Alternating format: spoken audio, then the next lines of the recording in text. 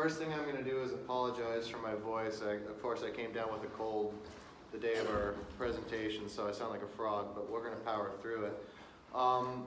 Who do we have in here? Who's elementary teachers? Okay, cool.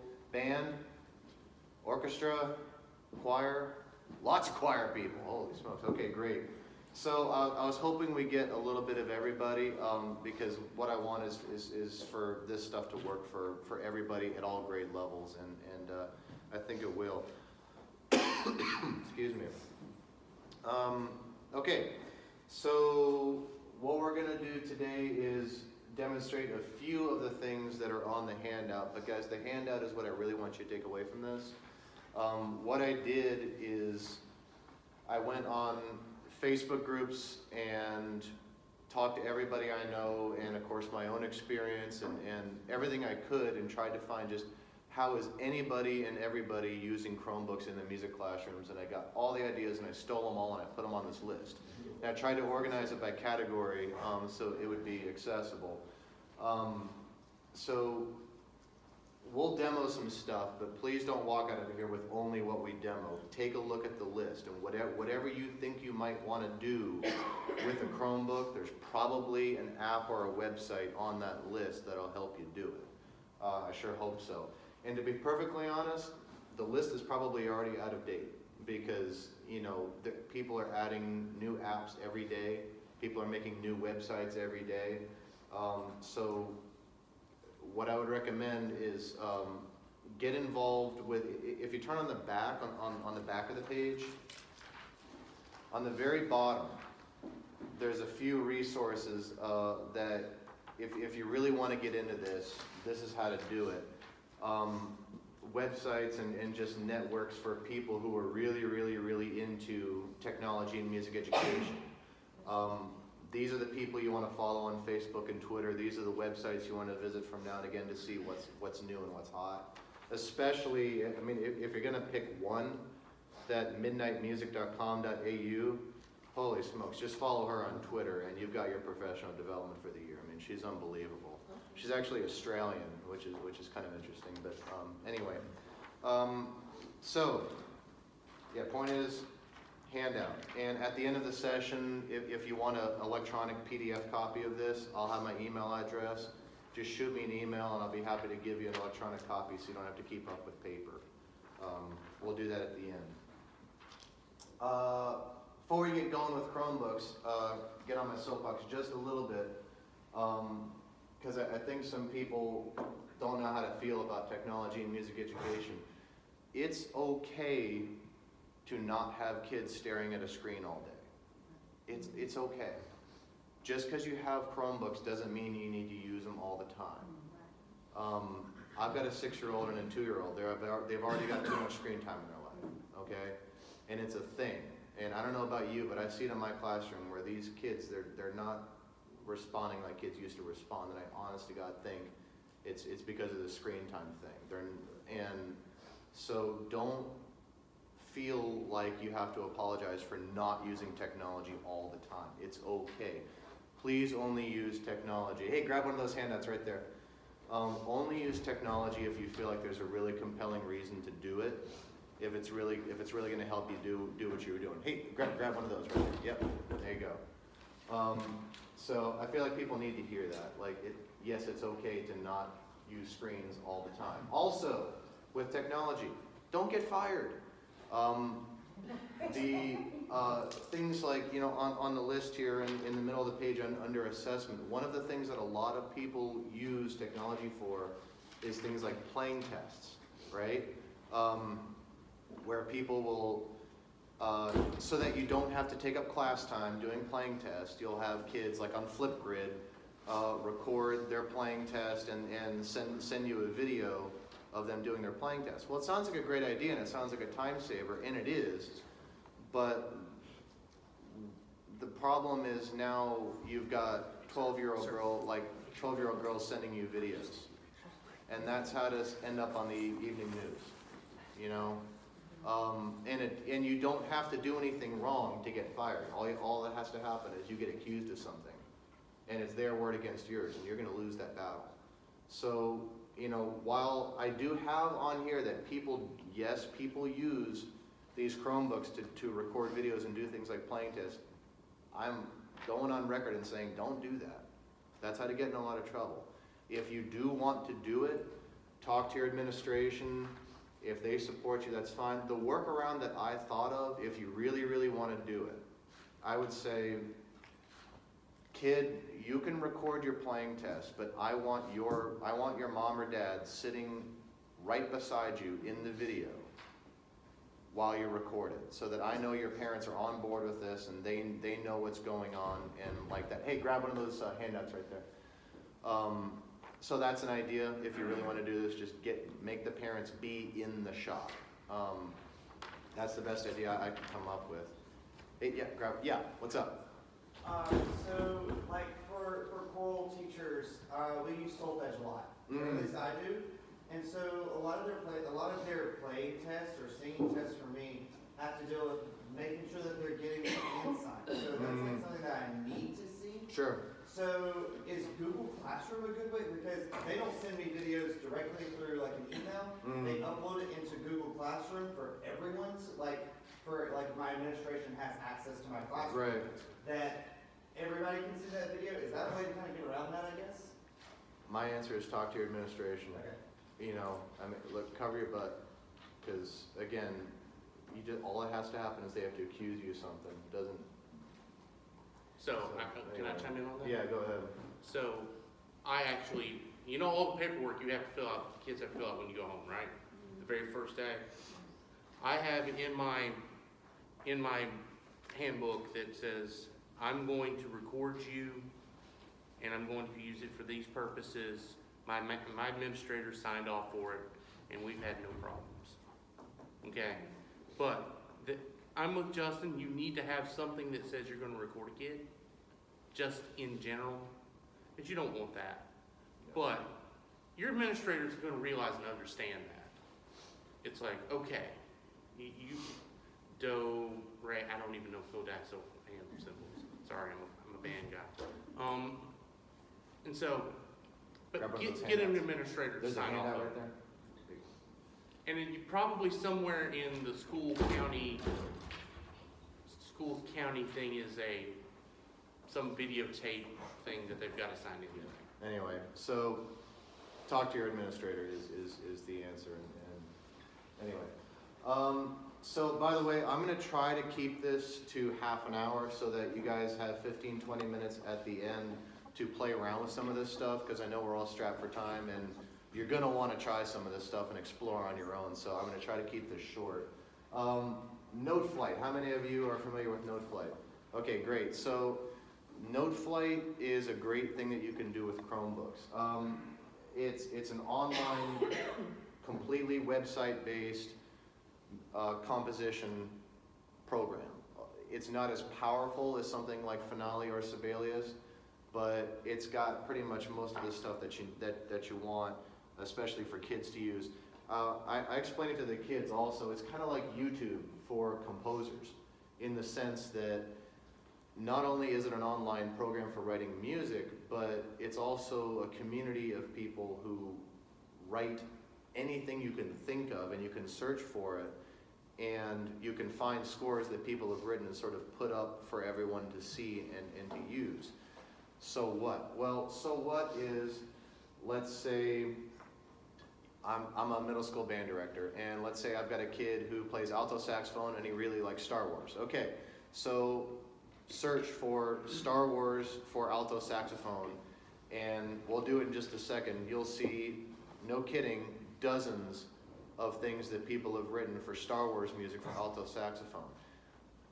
Show the kids this and turn them loose, and man, they're going to go home and they're going to practice, because they're going to start finding things, Harry Potter theme songs, Star Wars, whatever they're into.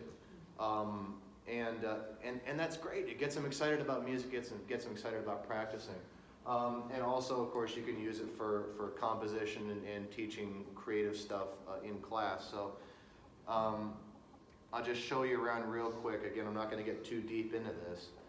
Let me show you.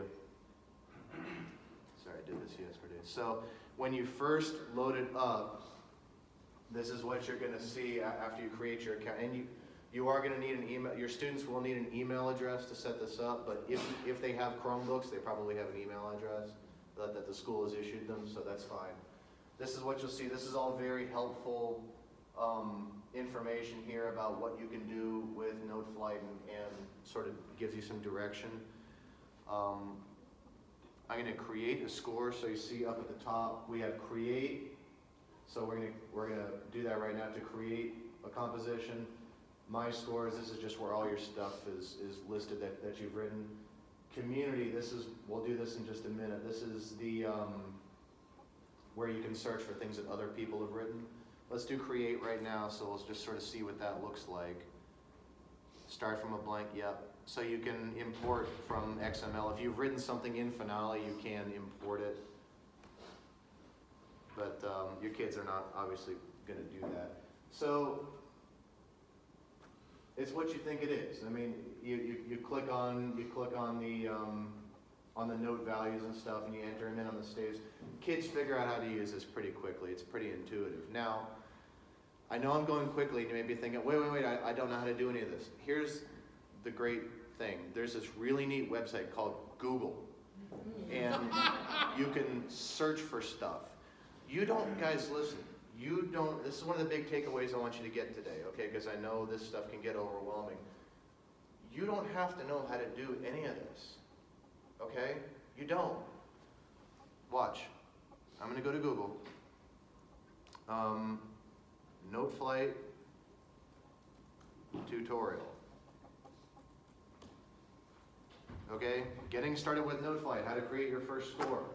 You don't have to know how to do this stuff, you just have to know how to hit play. Have them watch this video on their own, or watch it as a class and sort of talk through it. Keep hitting pause and coach the kids through it. All that stuff. Or even get more specific. Noteflight. How to enter notes. Hey, look. Well, it's the same video, so I'm going to hit videos. Look at all this stuff. So please don't feel overwhelmed and like you have to know how to do all this stuff. No, you don't. That's what the internet is for. Okay.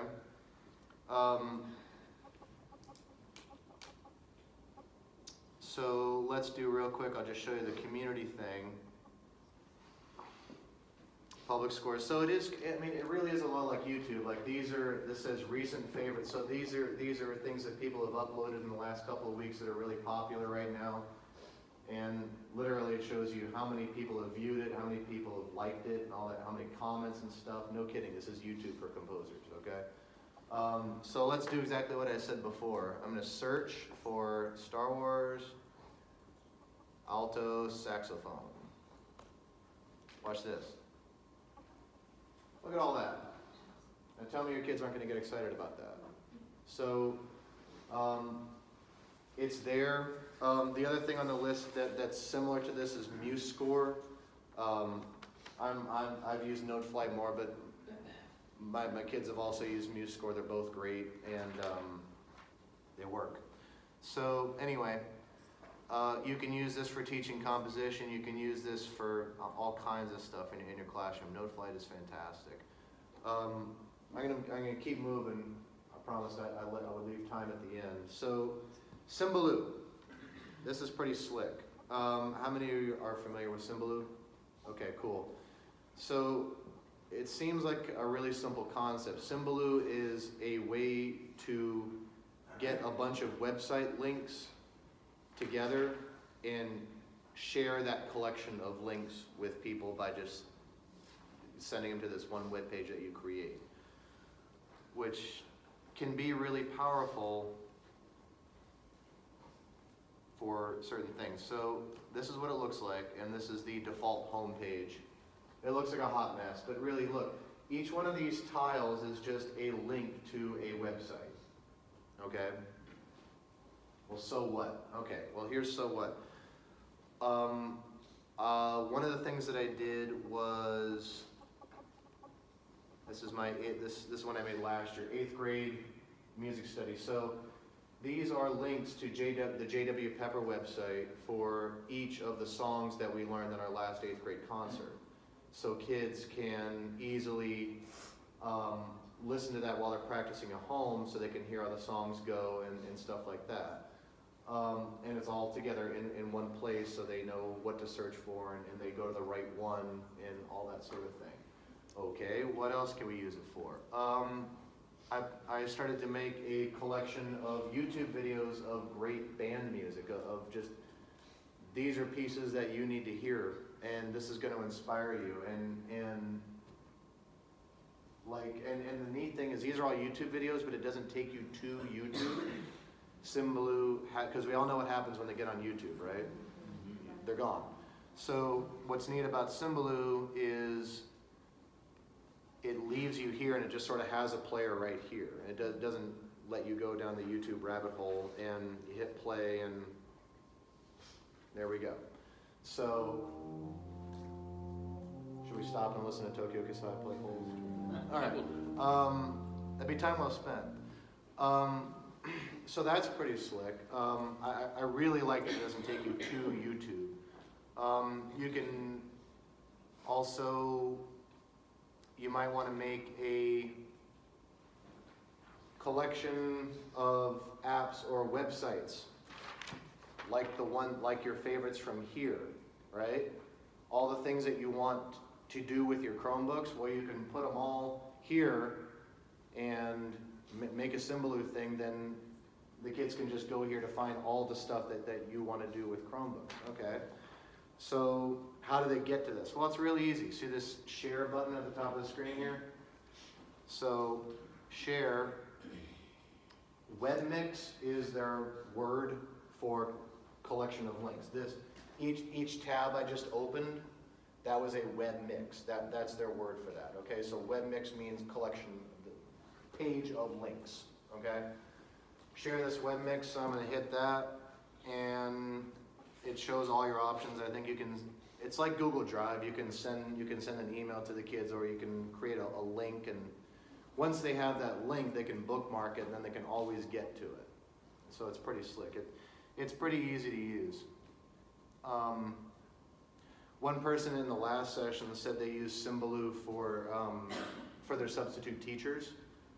You put the link to the web mix for, if you're at the session here tomorrow, Tuesday, you send that link to your sub, and then all the sub has to do is just click on stuff, and there you go. Your sub is all set up for the day. I thought that was a pretty good use case. A couple of you already knew about Symbaloo. How are you using it in your classroom? Anybody want to add? Feel free, jump in. This is a... Well, I just have a friend that's ESL, and so she teaches ESL, and so she has like multitude grade level, like K1, 2, 3, 4, 5 each of them. And then there's games and different kinds of activities. Right on. Cool. It's you do have to spend some time setting it up, of course, but it's worth it. Anyway, moving on. Chrome Music Lab. This is probably what you kind of came in here expecting to get. This is fantastic. Chrome Music Lab is so much fun, and this is for every grade level.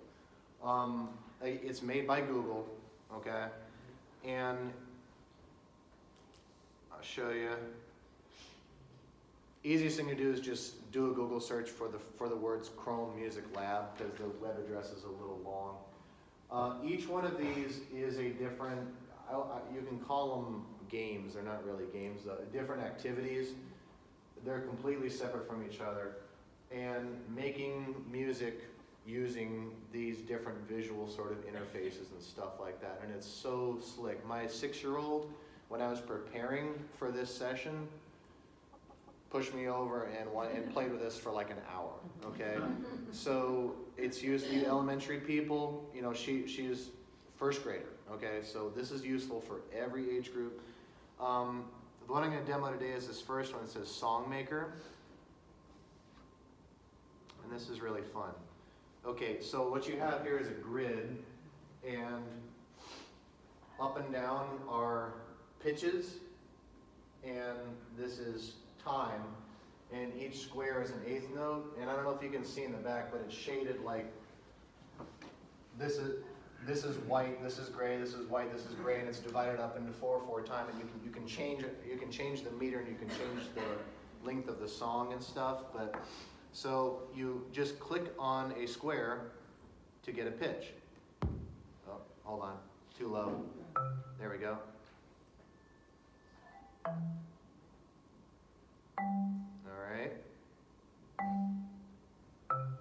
See, and then, all right, hit play and it goes, and you can change your tempo, you can change your instrument by clicking on this, strings, all right.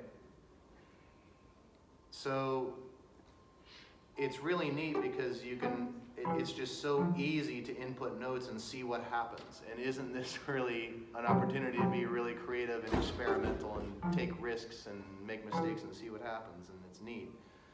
I'll show you a couple of things that I made with it just to get you going. So here's a little song I made. Good morning. Come on in, man. That's new. That's never happened.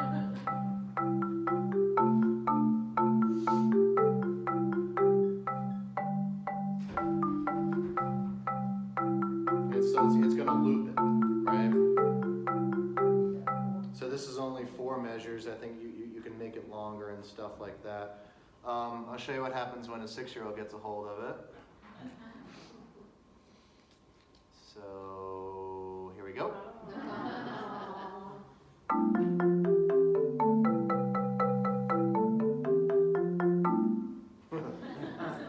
But you know that you can learn from that.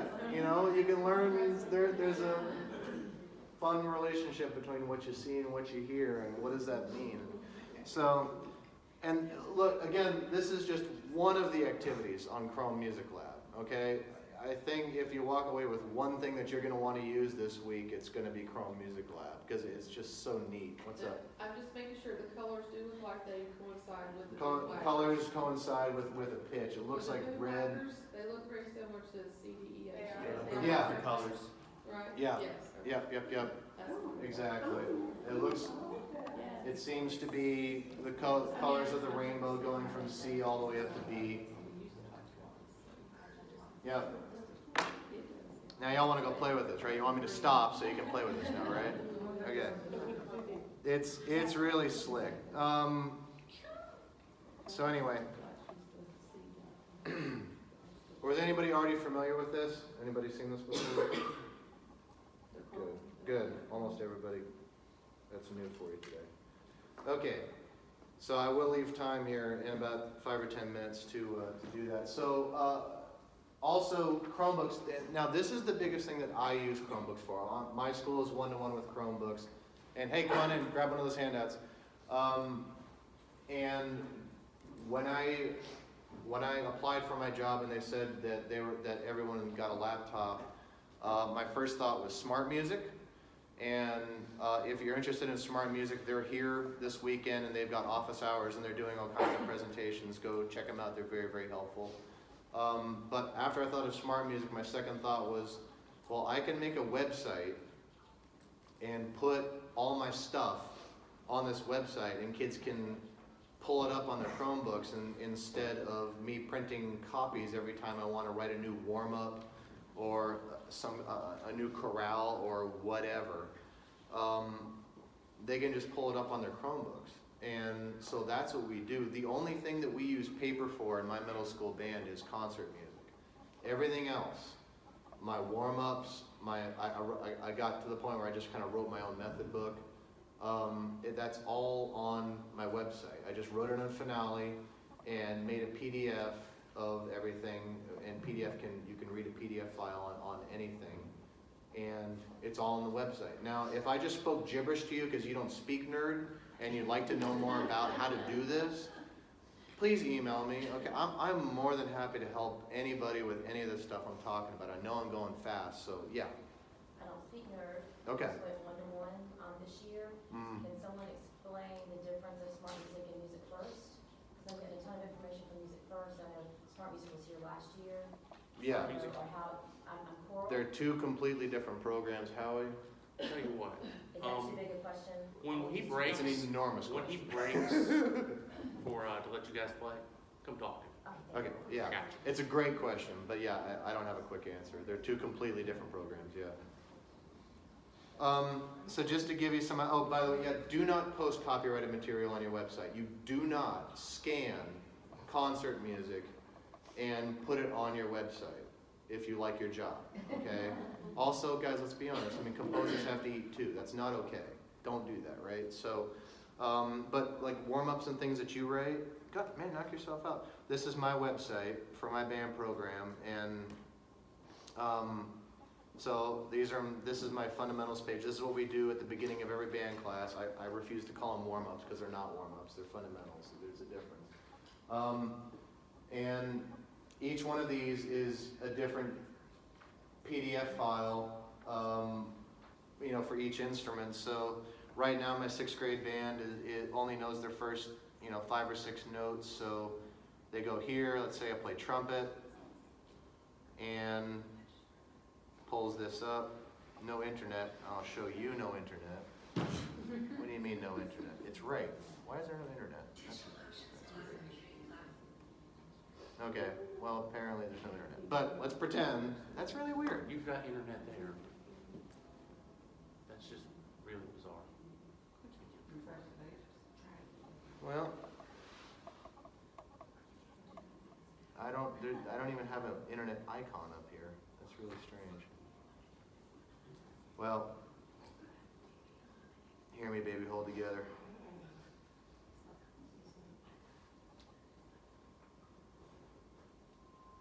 Well, that's terribly inconvenient. Okay, there, A decided to come back. Thank you. Good. Okay, how come it disappears when I open up Chrome? That's not okay. That is a bad feature of Chrome. Let's try this again. So, okay, whatever. So this is just a PDF file. I wrote this in Finale, spit it out as a PDF file, and there. So my kids they just put their Chromebooks on the music stand. If you're gonna do this, turn the music stand so it's flat like a table, or the Chromebooks will fall off. Okay, they do have nice little rubber feet on the bottom. Unless somebody knocks into the music stand, you'll be fine. But don't let them have the music stand normal. It will fall off. Okay.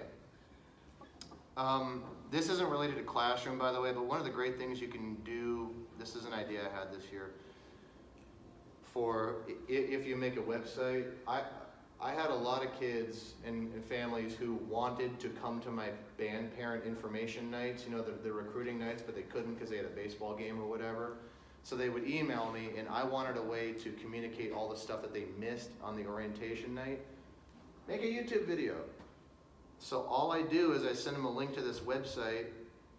Here's a YouTube video of me talking through everything that I talked through on the band parent night, and there's the information for signing up for a Remind so they get my messages. There's the music shop where they go to rent their instrument. Everything they need to know to get into beginning band is on this website. All I got to do is send them this link. This is a great way to use a website. So anyway, moving on. Promised I'd be quick, and I'm breaking my promise. So, Soundtrap. You may be looking for what's the closest thing to GarageBand for Chromebooks. Soundtrap. It's not as powerful as GarageBand, obviously, but because it is a website, you can do it on the website, or you can download the Soundtrap app. What's neat about it is multiple people can collaborate on the same project.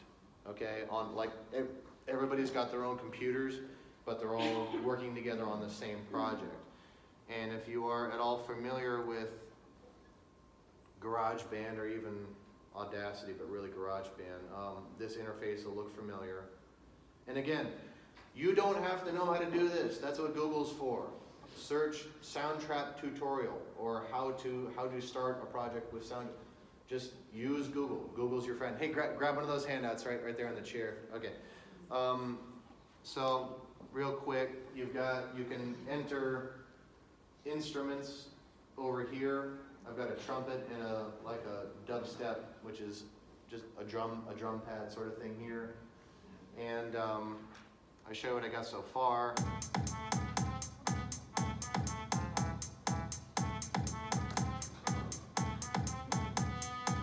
Okay, so now let's add a new track. I'm just going to show you kind of how this works. Let's add a new track. Pick your instrument. How about piano? Okay, so this is kind of neat. You see how there's letters here? So these are the letters on your keyboard here, and you can enter the notes, right? Like this, and yes, it does chords, right? So let's do it. So I'm going to record, and there's a metronome going to count me off. Let's see. Yeah, let's do it. So, 1, 2, ready, and.